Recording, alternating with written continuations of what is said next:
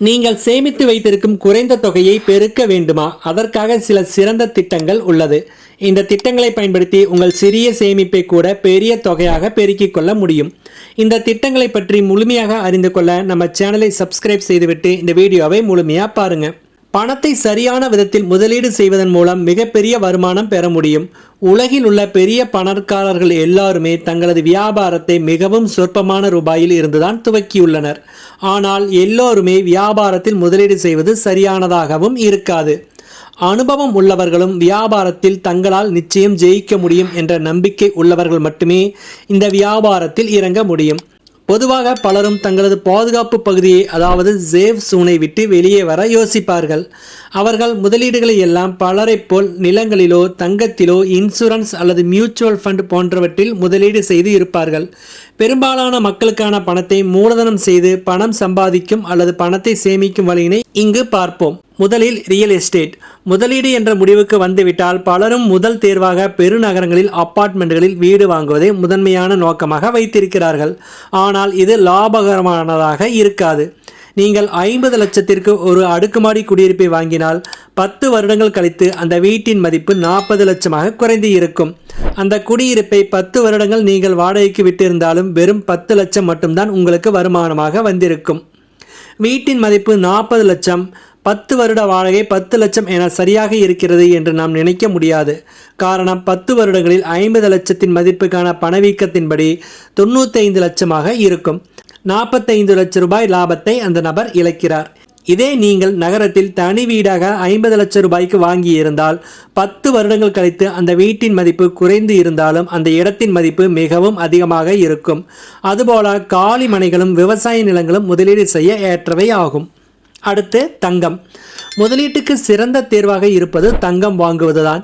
தங்கத்தை நகையாக வாங்காமல் காசுகளாகவும் பிஸ்கட்டுகளாகவும் வாங்கி வைப்பதுதான் சிறந்ததாக இருக்கும். ஏனெனில் நகைகளாக தங்கம் வாங்கும் பொழுது செய்கூலி சேதாரம் என்று 15% அதிகப்படியான விலைக்கு தங்கத்தை தலையில் கட்டி விடுவார்கள்.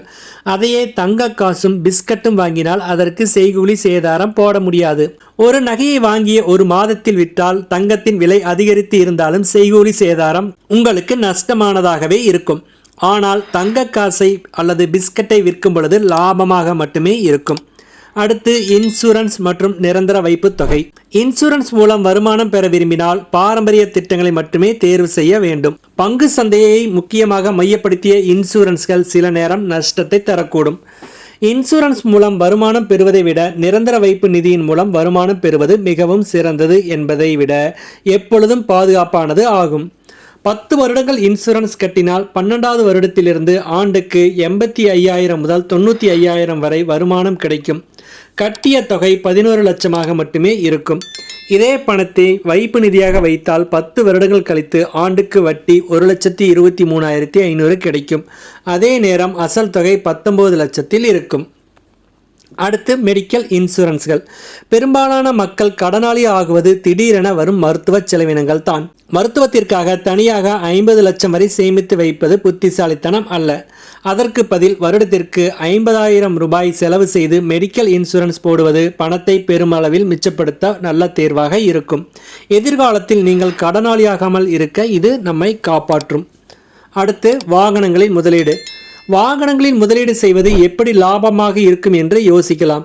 நீங்கள் 10 லட்சம் ரூபாய்க்கு புதிய கார் வாங்குகிறீர்கள் என்றால் அடுத்த 5 வருடத்திற்கு கார் பெரிதாக எந்த ஒரு செலவும் வைக்காது. 5 வருடங்கள் கழித்து அந்த காரை நீங்கள் 7 லட்சம் ரூபாய் வரையில் விற்றுவிட முடியும். இதே நீங்கள் பழைய காரை வைத்திருந்தால் 5 வருடங்களில் அது மெயின்டெனன்ஸ் செலவாக 2 - 3 லட்சங்கள் வரை செலவை கொண்டு சென்று இருக்கும்.